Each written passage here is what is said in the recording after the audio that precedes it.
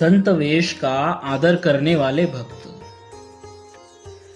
मामा और भांजे, इन दोनों भक्तों के अभिप्राय अत्यंत ही गंभीर थे।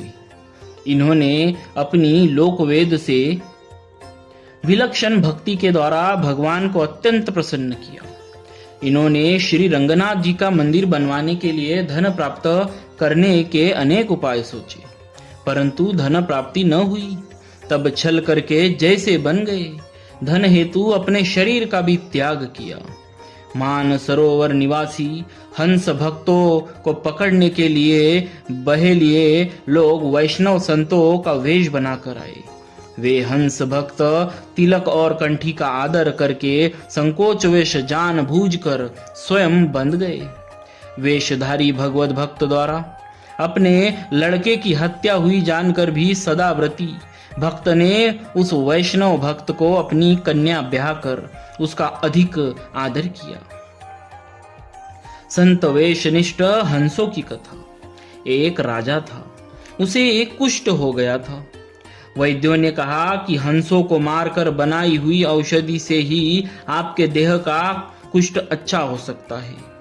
राजा के आज्ञा अनुसार 4 बधिक हंसों को लाने मानसरोवर पर गए, परंतु हंस इन्हें देखकर ही उड़ जाते थे।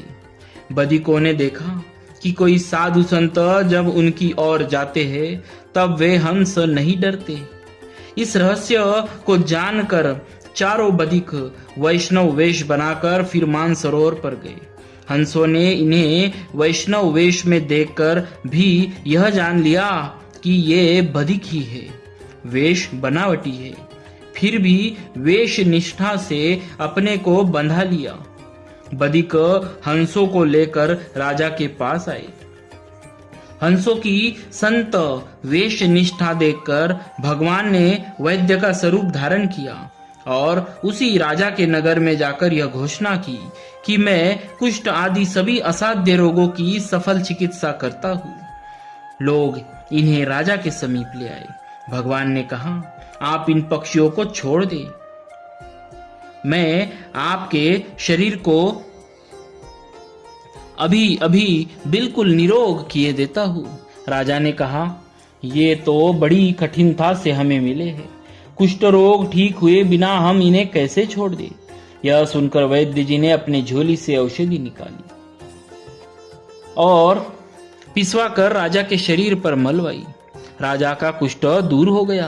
राजा अत्यंत प्रसन्न हुआ और उसने हंसों को छोड़ दिया। इस चरित्र को देखकर बधिकों ने अपने मन में विचारा कि जिस वैष्णव वेश का पक्षियों ने ऐसा विश्वास किया और उसी के फलस्वरूप उनके प्राण भी बच गए, ऐसे वेश को हम मनुष्य होकर अब कैसे छोड़ दें? इस प्रकार वे बधिक सच्चे संत बन गए। उन्होंने वेश का त्याग नहीं किया। उनकी मति भगवान की भक्ति में मग्न हो गई। भोलिए भक्तराज जी महाराज की जय, सब संतों की जय, भक्तवत्सल भगवान की जय।